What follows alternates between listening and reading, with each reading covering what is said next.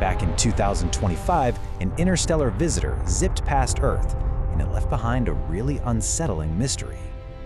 So this thing, 3I Atlas, dropped off a bizarre gift, the seeds of life and a deadly poison. So which was it, a gardener or a killer? Let's dive into the evidence and see.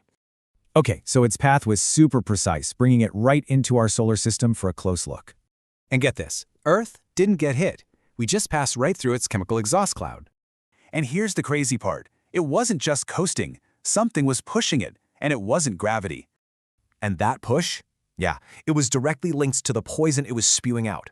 Our first big clue. But honestly, the chemistry was even weirder. It showed this shocking split personality. On one hand, it was spraying methanol everywhere, a key ingredient for life, a real cosmic gardener. But at the same time, it was shooting out jets of hydrogen cyanide, a potent killer. This weird separation of chemicals led to the two-valve idea. It suggests something artificial inside. Now, how it released these chemicals is also pretty wild. See, normal comets follow a predictable pattern. But 3I Atlas, its number was -5.2. That just breaks all the models. So what could that impossible number mean? Something was going on that wasn't just ice turning to gas. So theory 1, the friendly gardener. Maybe it's a probe sent to seed sterile worlds with life. Or theory 2, the serial killer. A weapon sent to wipe out life, to eliminate competition. Theory 3 is a bit more down to earth. Maybe it's just a tanker, and we drove through its exhaust. But here's the problem. Why target a planet that's already teeming with life? It doesn't add up. Well, the answer is kinda simple and stunning. Earth wasn't the final destination. Nope, it was heading straight for Jupiter's moon, Europa. So, why Europa? It's the perfect blank slate, a huge, sterile ocean just waiting for a spark. This whole thing showed us that the solar system is a connected ecosystem. Stuff flows between stars. So was it a gift of life, a breath of poison, or just exhaust? The answer might be on Europa. Welcome back to the Deep Dive. Today we are strapping in for, well, an existential journey. One that really began with just a faint smudge of light in a telescope. It then evolved into this incredibly complex chemical mystery, and ultimately it left humanity questioning its fundamental place in the cosmic hierarchy. It really did. We are unpacking the monumental arrival and, I guess, the swift departure of 3I Atlas, the third confirmed interstellar visitor to our solar system. And you have to remember the context. For a brief period, after the visits of 1 Oumuamua in 2017 and 2I Borisov in 2019, we, the scientific community, sort of believed it had a baseline. Right, a working model. Exactly, a workable, if, let's be honest, a simple baseline for these things. The working assumption was, okay, they're either inert shards of rock, which is kind of what Oumuamua seemed to be. The space cigar, yeah. Or they're just rogue comets, which Borisov looked a lot like. Just the expected detritus, stellar debris. And for a minute, that made a lot of sense. Yeah. It was comforting, in a way. It suggested our galaxy was just full of this silent, natural space rubble. But 3I Atlas arrived, and it didn't just meet those models. It absolutely shattered them.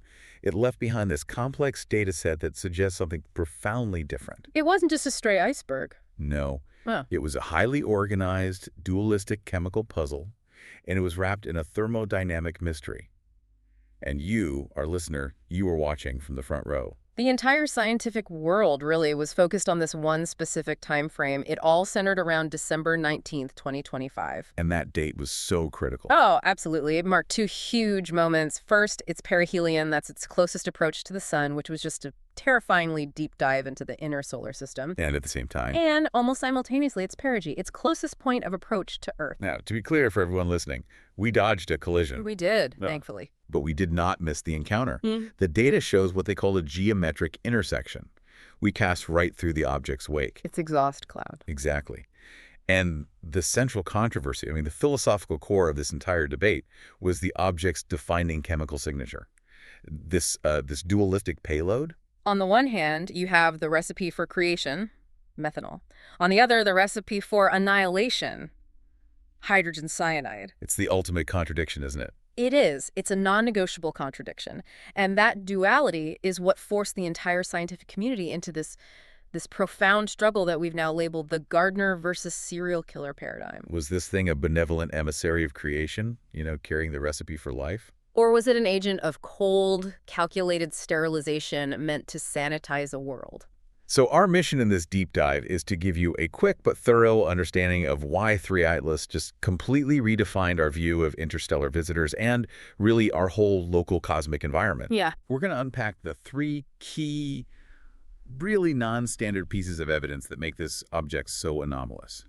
We're talking its physics-defying trajectory, its contradictory and segregated chemistry, and its just baffling thermodynamic behavior. But before we dive into all those anomalies, maybe we should just quickly confirm its interstellar credentials. Good idea. How do we know for sure it wasn't one of ours? Well, it was first flagged by the ATLA survey, the Asteroid Terrestrial Impact Last Alert System. It just appeared as a high-velocity transient. And then the astrometric follow-up, from observatories all over the world, immediately confirmed its defining characteristic. Which was? A hyperbolic eccentricity. Specifically, a number, E, that was greater than 1. And E greater than 1 means? It means its trajectory is open, it's moving too fast to be gravitationally bound to our star. It was just passing through. It unequivocally originated from outside our solar system. And its origins weren't just like random stellar junk, right? You mentioned it pointed toward a specific region of the galaxy. Precisely. That's another key point. While its overall velocity relative to what we call the local standard of rest was pretty much what you'd expect for a star hopper, its approach vector suggested something more specific. Okay.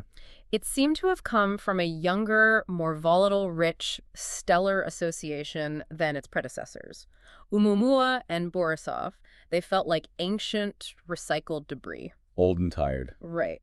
But 3I Atlas hinted at a different formation history, or maybe a different, more recent launch sequence. This suggested the object might be newer, more active, or, and this is crucial, that its volatile payload had been deliberately preserved. So we start this whole narrative not just knowing it's from far away, but realizing it's likely fresh and packed full of something potentially very interesting. That's the perfect setup. Okay, let's unpack that trajectory, because this thing was no mere passing fragment of ice. It approached from, generally the local standard of rest. Which is the direction our sun is moving relative to its neighbors, yeah. But then it performed this orbital maneuver that just defied standard expectations. It plunged violently deep into the inner solar system. And that deep plunge was, it was mechanically and chemically crucial. Most comets, they orbit well outside the orbits of Earth, Mars. Right. 3I Atlas moved inside the orbit of Mercury. Inside Mercury's orbit. The innermost planet. We're talking about a distance of only about 0.3 astronomical units from the sun before it executed this tight turn to swing back out toward Earth. And this wasn't just an interesting route. You're saying it was critical to what happened next. It was everything, because it subjected the object to immense crushing solar irradiation. That high-intensity heat was the trigger. It's what activated the sublimation processes, and that effectively forced the object to reveal its anomalous chemistry. It forced it to show its hand. Exactly. It had to reveal its internal and potentially mechanical mechanisms. Without that plunge, we might have just seen a faint dot and nothing more. That's a key piece of information for you listening. Yeah. The object was basically put under a spotlight by the sheer heat of the sun. Which brings us to the specifics of the Earth encounter, what they called the highway mist scenario. The highway mist is a great analogy. It really is. It perfectly describes the geometry of what happened without causing, unnecessary panic. Yeah.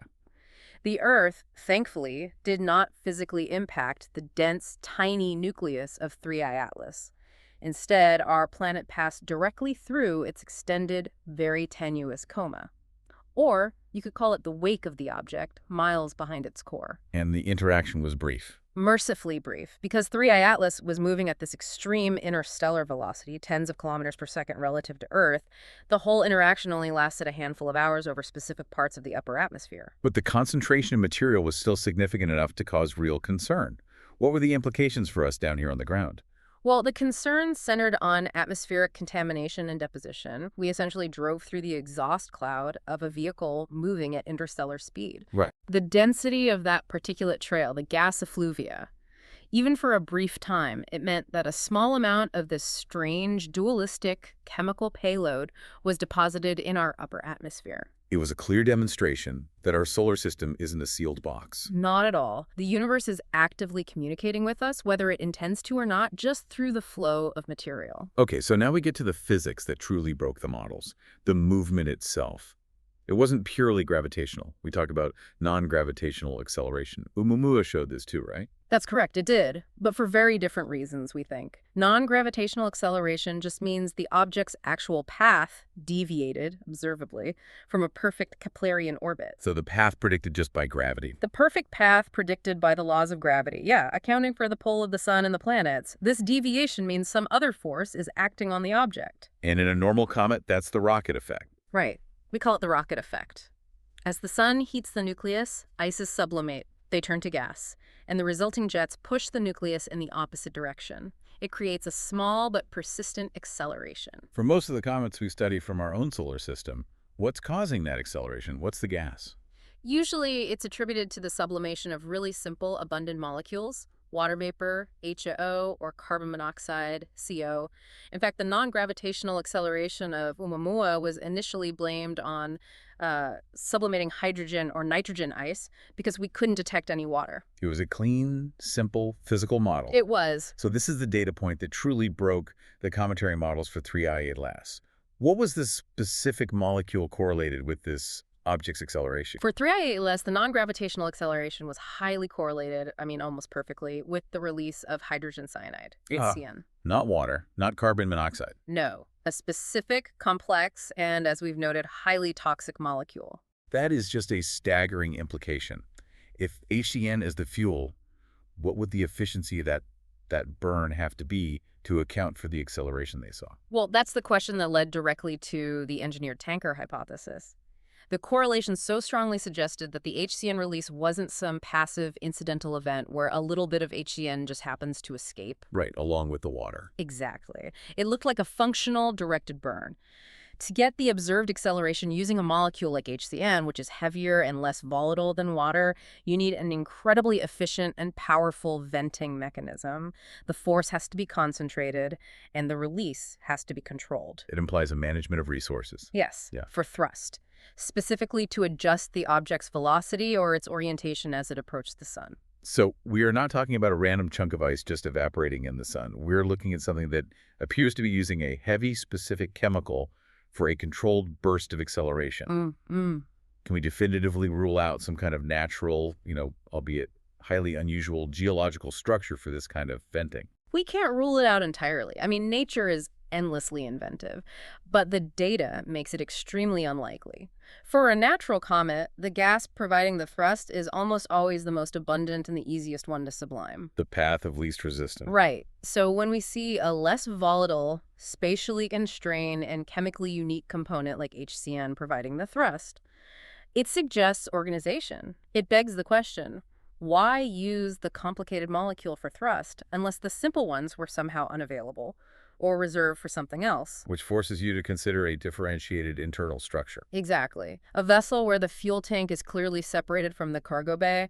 The astrometry, the movement itself, gives us the first strong hint of engineering, not geology. And the ultimate confirmation of that structure lies in the spectroscopic data. Yes. The dataset primarily gathered by ALMA, the Atacama Large Millimeter-Sub-Millimeter Array, high in the Chilean desert. And that data gave us a clear, contradictory, and spatially resolved picture of the object's chemical inventory. Okay, let's start with the optimistic side of the ledger, the recipe for creation.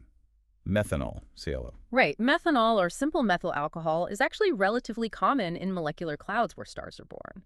But in the context of astrobiology, it is indeed a golden molecule. Why golden?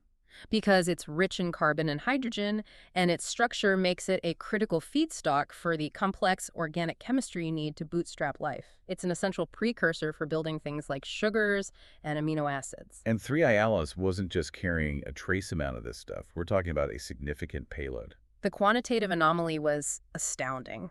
The production rate of methanol was orders of magnitude higher. Literally tens or hundreds of times higher than what we typically see in even the most gassy solar system comet. So if a normal comet has a little bit of methanol mixed in, then 3I Atlas was essentially a massive methanol ice cube.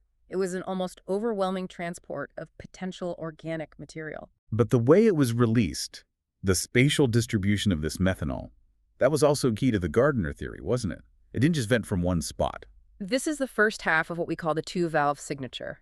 And Almay's high-resolution interferometry was essential here. Explain what that is for us. Interferometry is a technique where you combine data from many separate radio dishes spread across a large area, in Allenge's case up to 16 kilometers, to create a virtual telescope that has the resolving power of a single dish that size. So it gives you incredible detail. Unbelievable detail. It allowed scientists to physically resolve the location of the methanol emission, and it was not concentrated at the nucleus.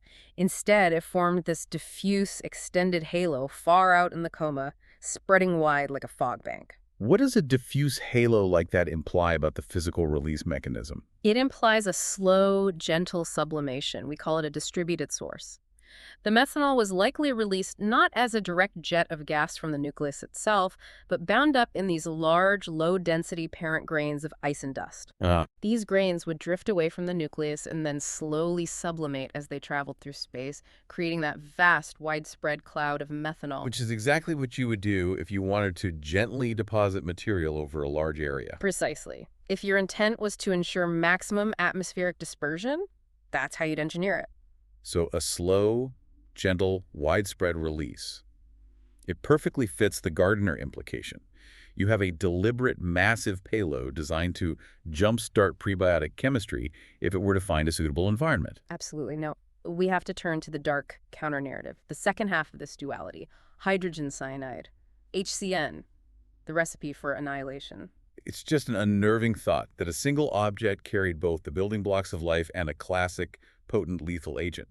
Can you explain for us why HCN is so effective as a poison? Well, HCN is a deadly, fast-acting poison, particularly to life forms like us that are based on aerobic or oxygen metabolism. Its mechanism is insidious. That's all. It doesn't destroy cells outright. It interferes with the cellular respiration pathway.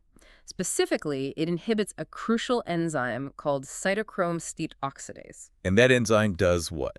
Think of it as the final essential step in a factory assembly line that converts food and oxygen into usable energy for the cell. By inhibiting it, cyanide effectively slams the brakes on all energy production. Cells are starved of energy, leading to rapid systemic failure. Cellular asphyxiation. Exactly. And that chemical signature carried the implicit, frightening threat of the serial killer hypothesis. And here's where that stark chemical duality becomes the two-valve puzzle. It's all about where the chemical is being used. Precisely. In stark contrast to that diffuse methanol halo, the cyanide emission was tightly constrained. LMA showed it was venting directly from the nucleus surface, concentrated into these high-velocity jets. So not a diffuse cloud. No, the emission profile was highly directional. We were looking at a concentrated beam. So let me get this straight. We had diffuse, low-velocity methanol gently sublimating wide in the coma, spread like a fertilizing fog. Mm-hmm. And we had hydrogen cyanide venting sharply, tightly controlled at high velocity from the core, pushing the object along. That distinct spatial segregation is the entire basis for this two-valve hypothesis. It is the smoking gun for a non-natural structure. This signature challenges every natural model we have for comets, which are essentially monolithic. A dirty snowball. In the traditional dirty snowball model, all the volatiles, the water, CO, methane, trace HCN, they're all generally mixed together. While they might sublime at different temperatures, they're exposed at the same time. Their emissions should overlap spatially around the nucleus. They shouldn't be perfectly separated. They should not exhibit such a perfect functional separation of release mechanisms, no.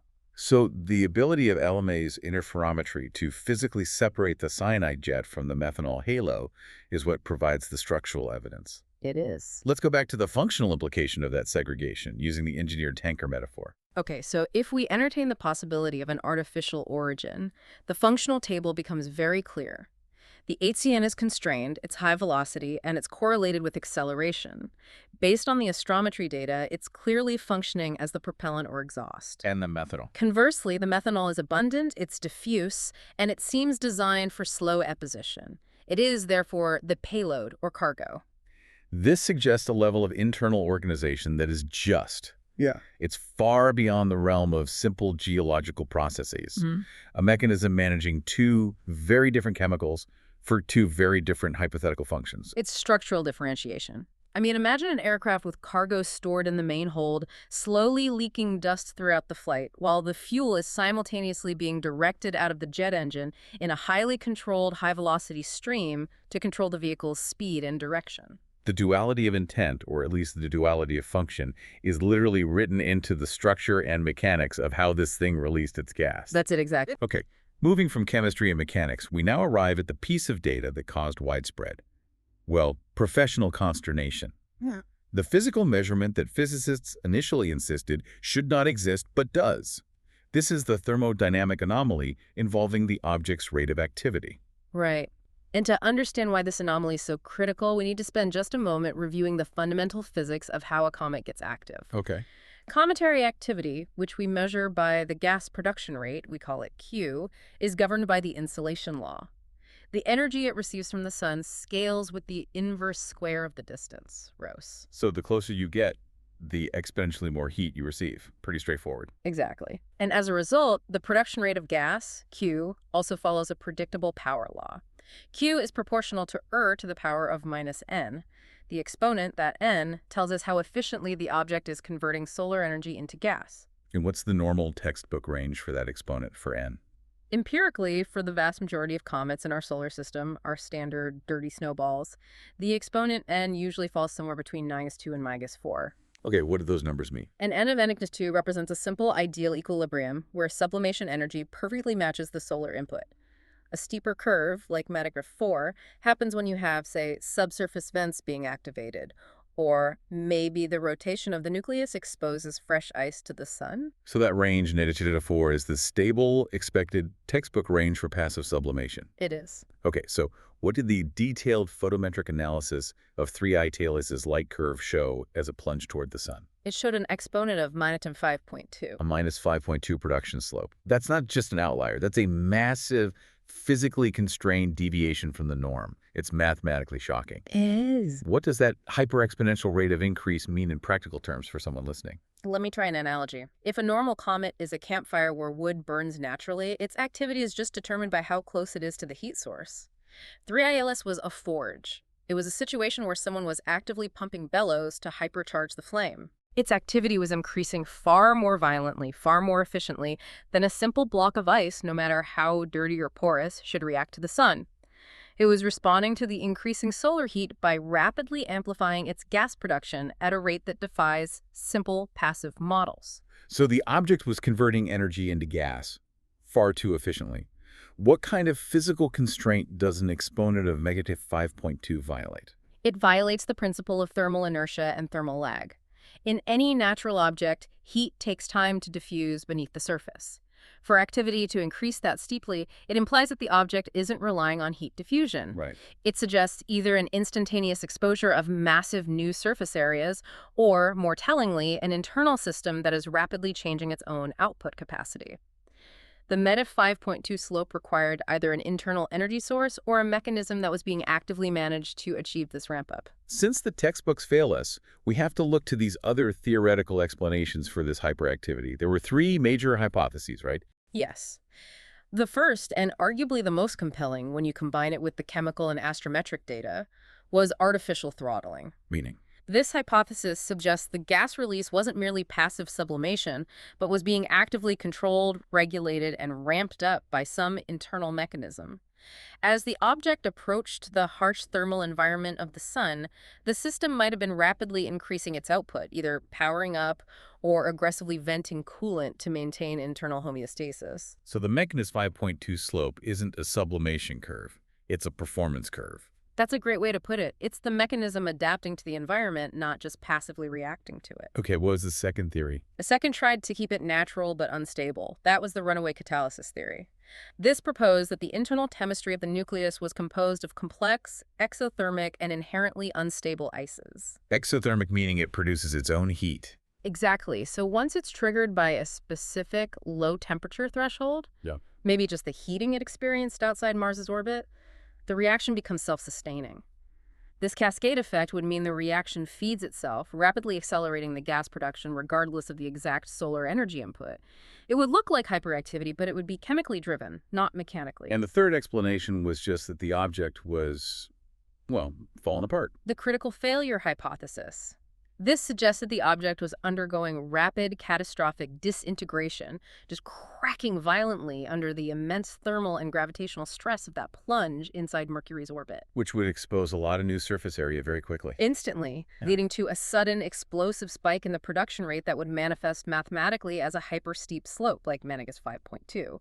Now, it's plausible, but the object did survive perihelion intact, which it slightly diminishes the weight of this hypothesis. But all three theories really confirm the most important point here. Which is that the behavior of 3I Alaris was far, far outside the realm of standard cometary models. Okay, let's just pause here for a second because the data we've just reviewed shows us something critical. The trajectory involved a surgical deep plunge. The physics involved hyper-exponential activity that suggests active management. And the chemistry showed a perfect functional separation between a high-thrust exhaust HCN and a massive payload methanol. The data isn't suggesting a chaotic ice shard. It is suggesting a highly organized, hyper-efficient machine. And physical organization implies intent. Exactly. But whose intent? And what was the purpose? So now we need to shift to the competing philosophies trying to interpret why this object behaved as it did and what it all means for us. The confluence of these three major anomalies, the Menefee 5.2 power law, the HCN correlated acceleration, and the two-valve chemical segregation, it meant the conversation immediately shifted from descriptive science to, well, philosophical interpretation. And that's where we get the four major theoretical frameworks that framed the entire discourse on 3I Atlas's intent. And we start with the optimistic view, the theory that really reflects our hope, the friendly gardener, or directed panspermia. This concept suggests the object is a benevolent automated vessel, a self-propelled ark of molecular life. The premise is that advanced civilizations realize life is rare or, difficult to start spontaneously. So they give it a helping hand. They give it a helping hand. They launch automated probes designed to seed sterile worlds with the necessary prebiotic precursors. This is the Johnny Appleseed of the galaxy, methodically spreading the ingredients for biology. And the supporting evidence for the gardener theory is, it's overwhelmingly the methanol payload, right? It is the single biggest piece of evidence. Methanol is rich in the right atoms, and its massive abundance suggests it is the primary cargo. The goal is clearly fertilization, to dump a massive volume of highly reactive prebiotic material into a planetary atmosphere and turn it into an incubator for life. It's a benign, maybe ancient ecological management system operating across the galaxy. That's the idea. Now for the terrifying opposite, the serial killer, or planetary sterilization, this concept reflects our deepest fears. This is the Berserker probe concept, a vessel designed by an unknown, likely xenophobic civilization to suppress or destroy emerging biospheres. If you view life as a competition, a preemptive strike eliminates potential rivals. And the evidence here is equally compelling. It is the high-velocity, core-confined jets of hydrogen cyanide. As we discussed, HCN is an absolute disruptor of oxygen-based metabolism. So the goal, under this theory, would be either a preemptive strike to eliminate competition or, maybe more strategically, to sanitize a world before colonization by a species with a totally different biology. A biology that isn't affected by the poison. It's an active chemical warfare against our specific metabolic pathway. The problem with those first two theories, though, is that they feel mutually exclusive. It just seems highly inefficient to bring a massive payload of life seed only to destroy the environment with a potent poison. That's the core conflict. How do you reconcile these two chemicals? Is there a framework that incorporates both life and death, or is it just a binary choice? Which leads us to the third theory, the really nuanced interpretation, the planetary anesthetic or metabolic suppression. This theory is a fascinating attempt to synthesize the duality. It posits that the cyanide is not meant for total annihilation of a planet's existing biology. Instead, a regulated dose of cyanide is used as a metabolic suppressant. It slows things down. It slows down the indigenous microbes and simple life forms, which act like the planet's immune system. This creates a crucial window of opportunity for the gardener payload, the methanol-based life, to take root without being immediately consumed or outcompeted. So the cyanide acts like a selective, temporary weed killer, clearing space for the methanol seed to take hold. Exactly. The cyanide is the anesthetic and the methanol is the transplant. A cosmic surgeon applying anesthesia before performing a planetary-scale graft. It lets the new life establish itself without fighting a billion years of native evolution. And finally, the fourth theory, The one that dismisses any intent directed specifically at Earth. The engineered tanker, the utilitarian view. This takes all the organization we observed and just applies cold, mechanical logic. This is the most parsimonious and in some ways the coldest interpretation. It assumes 3I Atlas is merely a transport ship or a functional probe focused entirely on its own logistics, heading somewhere else.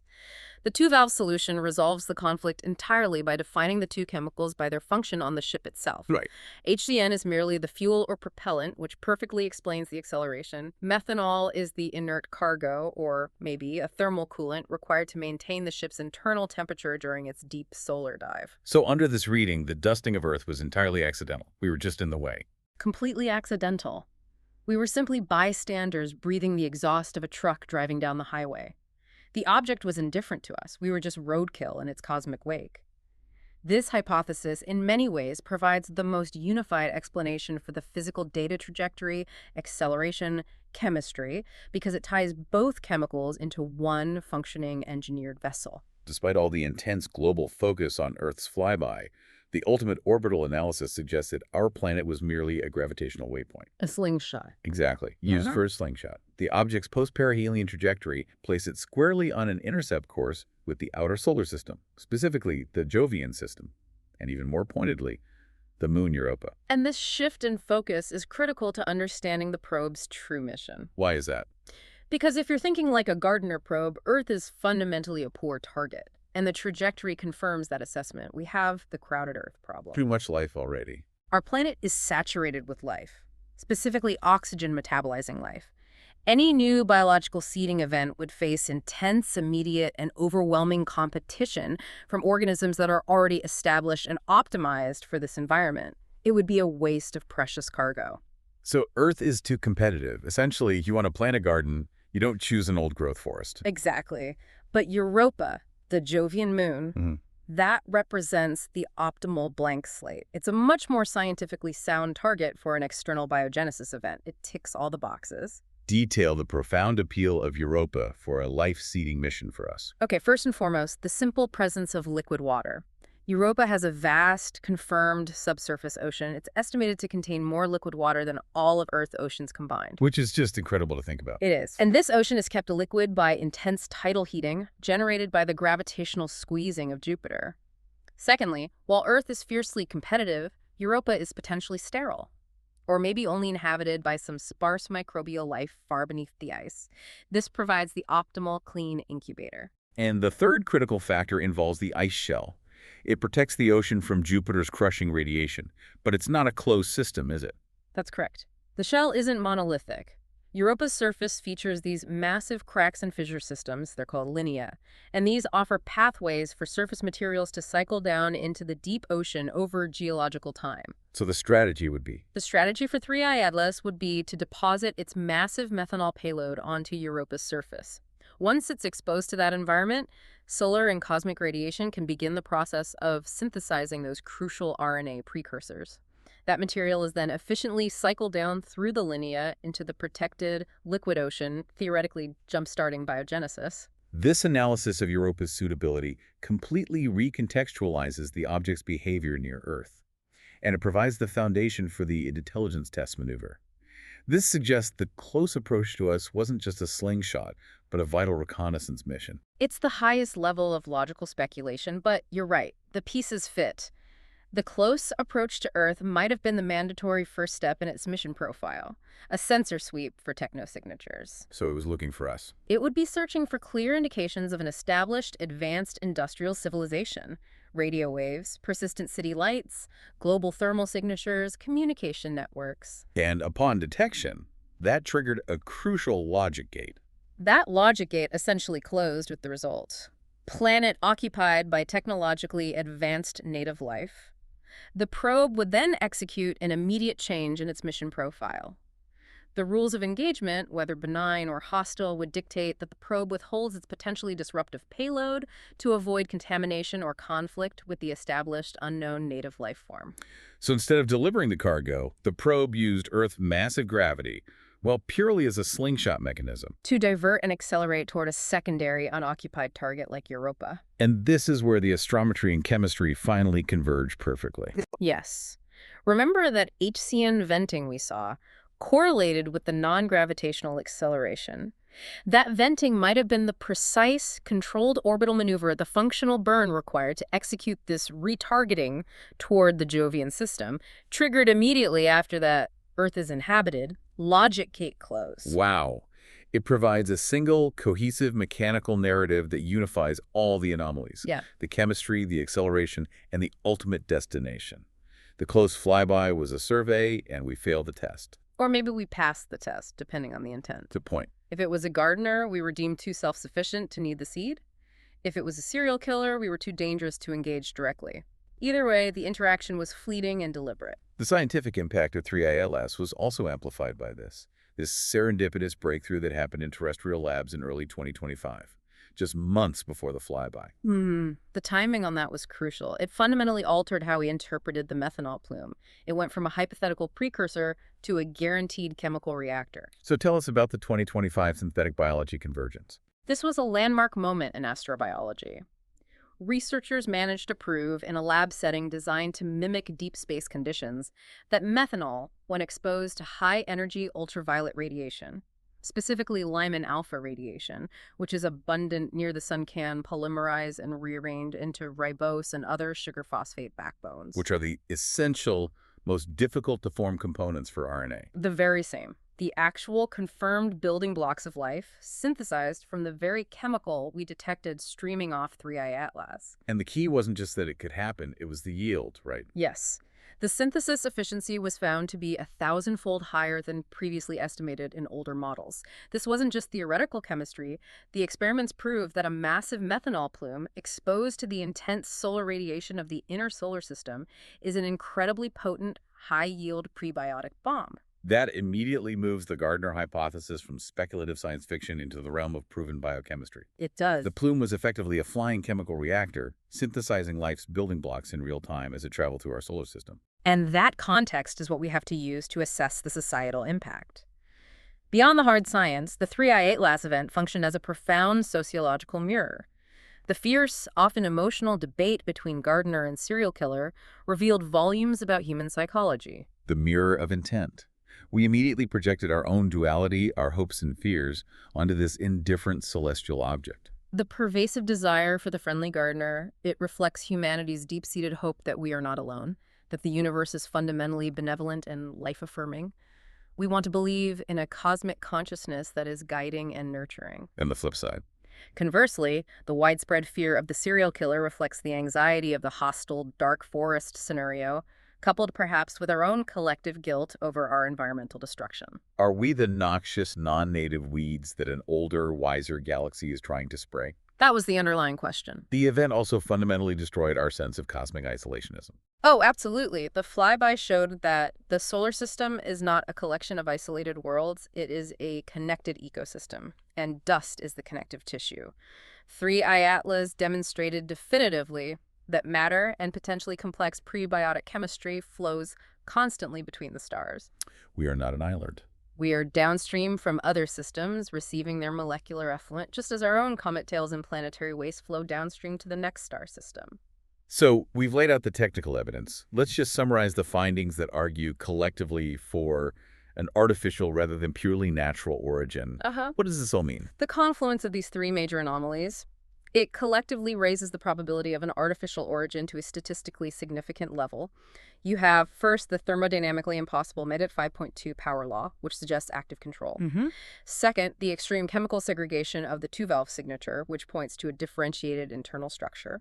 And third, the non-gravitational acceleration being correlated specifically with the release of the heavy toxic propellant HCN. Taken together, the engineered tanker hypothesis provides the most unified and parsimonious explanation for all the available high-resolution data. So given that we now suspect it's either a highly advanced biological mechanism or a piece of advanced engineering, what are the recommendations for future action? Where does the scientific community pivot its focus and resources now? We have to pivot to the outer solar system immediately. First, Europa monitoring is absolutely essential. What does that entail? The core task is intense, focused scrutiny of Europa's surface and atmosphere to detect any unexpected spikes in methanol or cyanide that would confirm payload delivery or impact. We are looking for any evidence that the mission was successfully executed.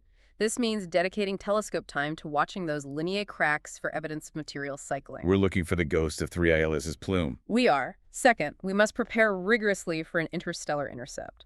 The passive observation of 3ILS was a missed opportunity, driven largely by its speed and the lack of warning. We weren't ready. We weren't. Future missions must be prepared with pre-positioned probes to intercept these objects before they reach perihelion. This would allow for in-situ sampling and analysis of the nucleus in coma when the object is colder, more stable, and hasn't been chemically activated by the sun. We need a physical sample. And finally, based on that intelligence test theory, there's a renewed focus effort on the search for technosignatures. Yes. If the object performs reconnaissance at Earth and then diverts, it should ideally communicate that successful mission change or its findings. So we should be listening intently for tight beam transmissions, highly focused directional signals directed either back toward 3ILS's presumed point of origin or, more critically, directed toward the Jovian system, perhaps coordinating with other elements of a fleet or a relay network already in place near Europa. The silence of 3ILS is as significant as its chemical noise. It could be. So 3ILS departed our solar system as enigmatically as it arrived. It left humanity not with a definitive answer, but with a profoundly complex data set and a haunting existential uncertainty. We are left holding what amounts to a recipe for both creation and annihilation, and yet we have no instruction manual for how to interpret it. The realization that the line between a purely chaotic natural phenomenon and a highly organized artificial construct is far thinner, far more blurry than we ever thought. That has fundamentally shifted the entire landscape of SETI research. We now know that the universe can send us messages that look exactly like comets but behave exactly like ships. And so, the object barrels on toward the outer darkness, leaving us with this final provocative thought for you to consider. Was the mist that washed over our planet in December 2025 a silent, accidental gift of life, a cold breath of poison, or simply the controlled, utilitarian exhaust of a mechanical traveler just passing in the night? The definitive answer, if we are ever to find it, may be lying in wait, preserved for eternity beneath the ice of Europa.